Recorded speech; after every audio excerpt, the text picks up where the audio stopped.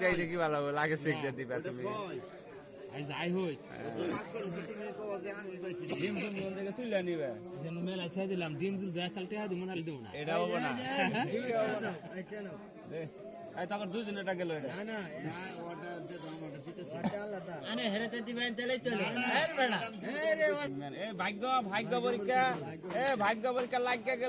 গেল এই 13 এর বেড়া 13 এটা আমার 18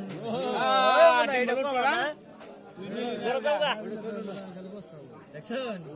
কইছিলাম আমি প্রথম যে এডি ডিম মার 8 এই যে তোমার বল ডিম বল না